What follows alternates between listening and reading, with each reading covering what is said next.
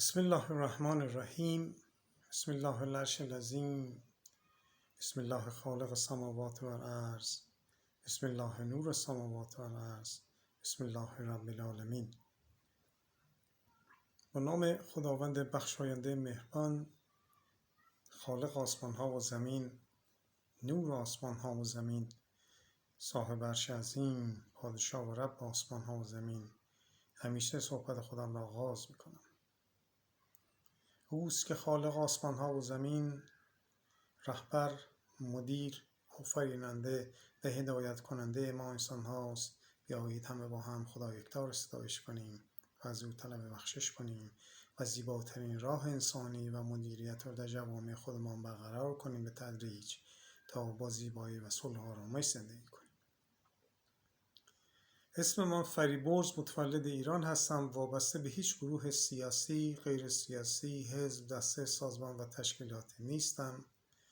وابسته به هیچ دولتی، کشوری، حکومتی بر روی این زندگی زمینی و این سیاره نیستم. فقط و فقط به خدا یکتا وابسته هستم و هدفم از پر کردن ویدیوها، گفتن زیبایی ها، دعوت انسان ها به زیبایی، صلح، آرامش و زندگی زیباست و نهی انسان ها از کارهای زشت و دعوت آنها به زیبایی است. به عبارتی در زبان عربی امر معروف و نهی از منکر می کنم و انسانها را دعوت به زیبایی و پرهیز از کارهای زشت می کنم که کارهای زشت نکنن. در هر جلسه مطالب و یه مطلبی رو عنوان می کنم. امروز مطلب مدیریت و رهبری یک جامعه و یک کشور است و میخوام ربطش بدم به ملاقات آقای ایلان ماسک و دونالد ترامپ.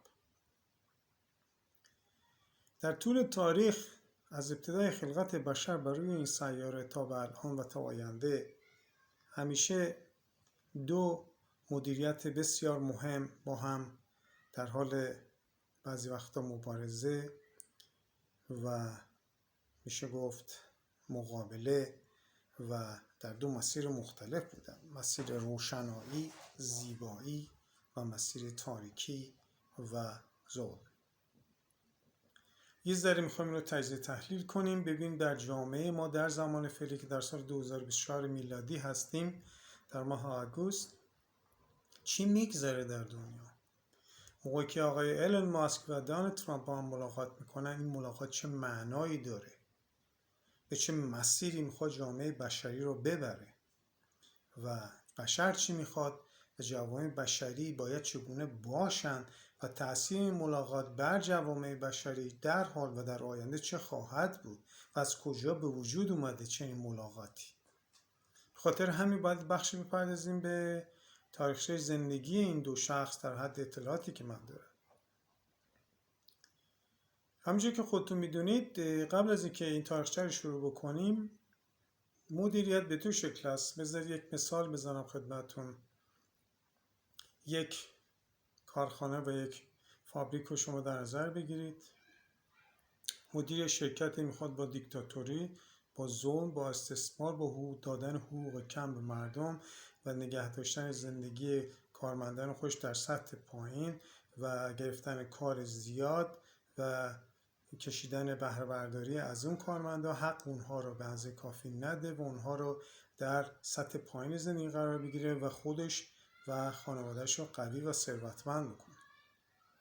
مدیریت دیگری داریم که به کارمندان و اعضای اون شرکت حقوق کافی میده، زندگی زیبا میده، حقشون میده تا اون مردم هم بتونن یک زندگی خوب، سالم و با نشاط داشته باشن.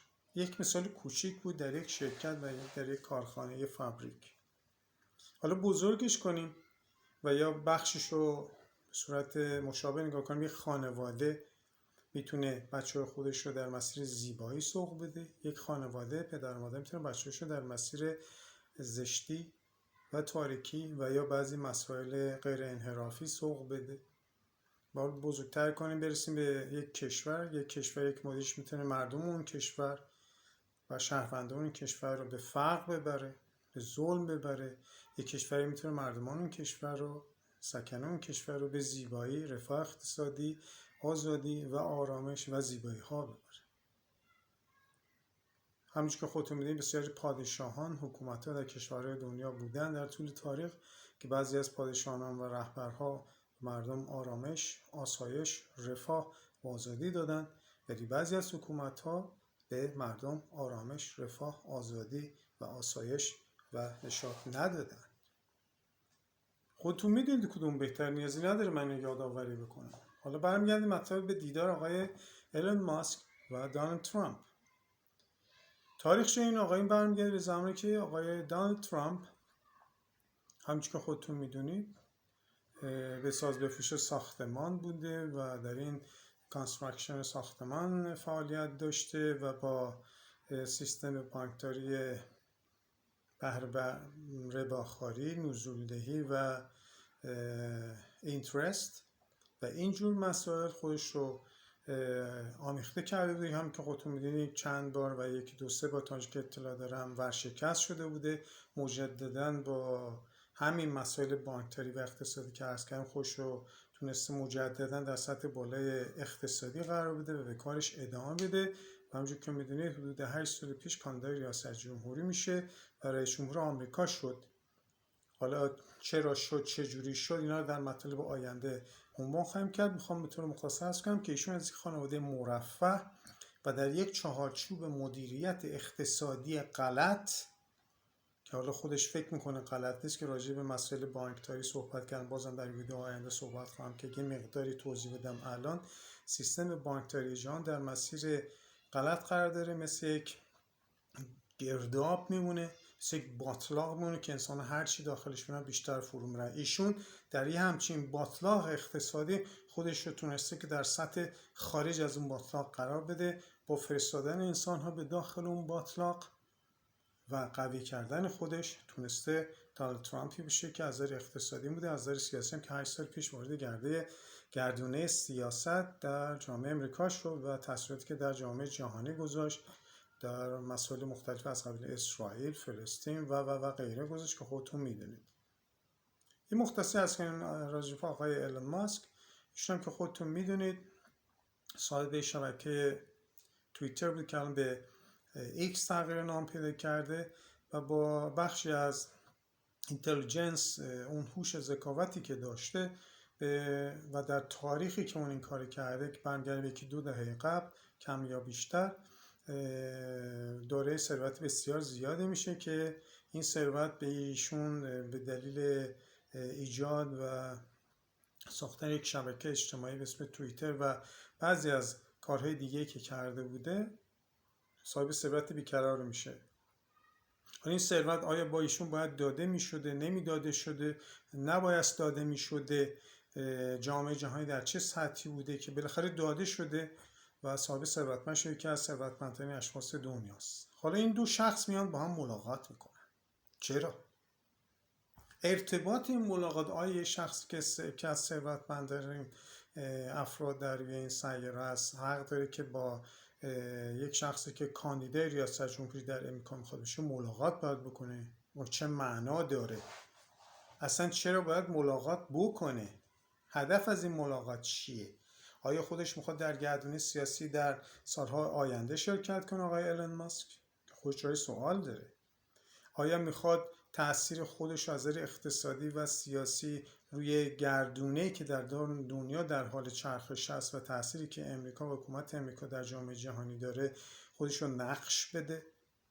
و موقعی که آقای دونالد ترامپ میاد با ایشون ملاقات میکنه میخواد از قدرت اقتصادی ایشون و شخصیت ایشون و رشته اجتماعی ایشون در شبکه‌های اجتماعی و از نظر اقتصادی استفاده بکنه؟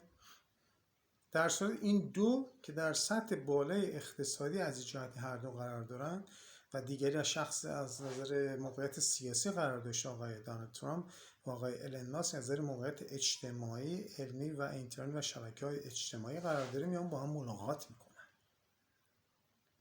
که من به شخصه این ملاقات رو در مسیر زیبایی نمیبینم.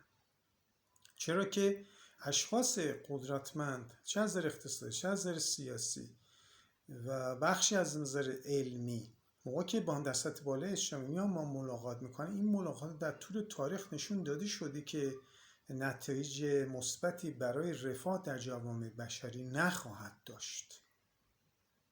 شما برگردید به زمان جنگ جهانی دوم و هیتلر دارای مقام سیاسی بزرگی بود و میخواست بمب اتم درست بکنه. اشخاص علمی در اطرافش بودن، دانشمندان علمی در اطرافش بودن، ولی هدف از ایجاد اون بمب چی بود؟ تسخیر دنیا با ظلم و ستم و قتل بسیاری از ملل‌های مختلف در دنیا. این خطر در این دیدار در آینده نزدیک و یا دور از دسترس نیست. چرا؟ چون آقای دونالد ترامپ میخواد افکار شخصی خودش رو به جامعه جهانی بخورونه. حالا در رابطه با مسائل ایران، در رابطه با مسائل اسرائیل، در رابطه با مسائل کشورهای دیگه، یک حکومت استبدادی سرمایه‌داری ظالمانه رو به مردم در دنیا تحکیم بکنه و خودش و اعضای خانواده‌اش هم که ثروتمند شدن از این طریق ثروتمندتر بشن. و موقع که آقای ایلن ماسک بیاد بهش ملحق میشه، این الحاق نشوننده این است که دو شخص ثروتمند میخوان در مسیری برند که به احتمال زیاد به دور از روشنایی است. شواهد این رو داره نشون میده. و اینکه آقای ایلن ماسک، حالا ایشون دعوت کرد آقای دونالد ترامپ یا ترامپ دعوت کرد ایشون، دقیقاً اطلاع ندارم، با هم ملاقات میکنن. یعنی با هم داره وجه اشتراکایی هستن که میدونن این ملاقات و این گفتگو برای جفتشون و فکر میکنن برای جامعه جهانی مؤثر و قابل تاثیر زیادیه. مثل اینکه اشخاص که مثلا خودشون رو پولدار میدونن فکر میکنن که برتر از اشخاص دیگر در جامعه جهانی هستن یا در اون کشور هستن و میتونن حرف بزنن، مردم هم مجبورن به حرفشون گوش کنن و اونها صاحب نظر هستن و نظرات اشخاص دیگه در اجتماع برایشون بسیار کم ارزش و حتی بی ارزشه. همونجوری که خودتون میدونید آقای ایلن ماسک بسیاری از کارکنان مرکز توییتر رو یادم میاد 1-2 سال قبل به راحتی چندین هزار نفر آدم رو که برای ایشون مدت زیادی کار کرده بود در عرض 1 ساعت هم نشد همه رو از کار اخراج کرد. اونایی که اومده بودن سر کار و روز بعد گفتن که شما اخراج هست. حالا حقوق ایشون رو این اشخاص رو داد یا نداد اونا رو من اطلاع ندارم، ولی اون اشخاص دارای بیکاری شدن و به راحتی کارشون از دست دادن. دیدگاه اینجور اشخاص در دنیا به این راحتیه. انسان‌ها رو ور می‌دارن از این در بریزن جای دیگه. همونجوری که آقای دونالد ترامپ به این راحتی این کار کرده. ببینید نقطه مشترک این دو شخص چگونه بوده و متاسفانه از مسائل که در حال اتفاق است در اطرافشون بیخبرن. مثلا همونجوری که خودتون می‌دونید آقای ایلن ماسک داره پسری است که همونجوری که اطلاع دارم همجنسگراست. اون بلاهایی که در زندگی خانوادگی براشون پیش میاد اینها بینش بزرگ این رو ندارن که اصلا اینو بلا نمیدونن که اینو مشکل نمیدونن که، ولی دارای روشی شدن که از مسیر زندگی خارج شدن و یا بخشی از اعضای خانوادهشون مثل پسر آقای ایلن ماسک خارج شده و این رو بسیار راحت میدونن در صورتی که از اصول انسانی خلاف مسائل اخلاقی و انسانی است و این یک بلا و یک معضل بزرگ از نظر انسانی، از نظر شخص من که برای این شخص به وجود اومده و راحت دارن باهاش زندگی میکنن. و آقای دونالد ترامپ خانواده‌اش من زیاد اطلاع ندارم، ولی زندگیش در مسائل سیاسی و امور بین‌المللی نشون داد که جهان رو برای خودش یک بردگاه میدونه. اکثر کشورهای مردم دنیا اصلا اکثر همش برای ایشون اصلا پشیز ارزش نداره که یه ادعاهایی میکنه، ولی عملکردش نشون میده که زندگی انسان‌ها در کشورهای دیگه و یا حتی نابودی کشور براش مثل آب خوردنه. در گفتگوهای چند هفته قبلش بودم که ادعا میکرد برین کشور رو نمیدونم کجا بود، ایران بود کجا اون کشور، میگفت با بمب اتم همه رو نابود کنه. ببینید دیدگاه یک شخص به کجا رسیده.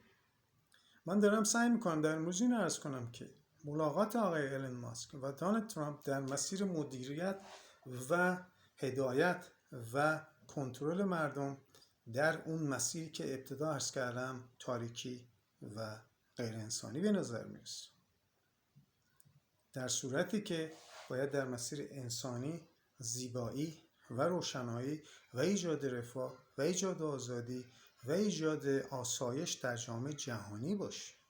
ملاقات این دو شخص چه عواقبی در آینده خواهد داشت من نمیدونم، ولی پیش بینی میکنم که آقای ایلن ماسک محتملاً و احتمال زیاد در آینده نزدیک وارد گردونه سیاسی خواهد شد و از این گردونه سیاسی متاسفانه همانند آقای دونالد ترامپ در مسیر تاریکی و غیر روشنایی استفاده خواهد کرد و این متاسفانه واقعیت در حال رخ دادن است در اطرافمون. امیدوارم که اشخاص ثروتمند در مسیر روشنایی قرار بگیرن و این صحبت ما رو آقای ایلن ماسک گوش کنه و تمام انسان‌هایی که ارتباطش اسمش اطلاع بدن که از این ثروت و این اقتدار اجتماعی که پیدا کرده همونطور آقای دونالد ترامپ در مسیر زیبایی گام بنهند و ما انسان‌ها در اطرافمون بدونیم که همیشه زیبایی و روشنایی غالب بر مسائل دیگه غیر انسانی و تاریکی است. امیدوارم صحبت من مورد استفاده قرار گرفته شده باشه و های اهمیت قرار گرفته شده باشه. روز شما بخیر.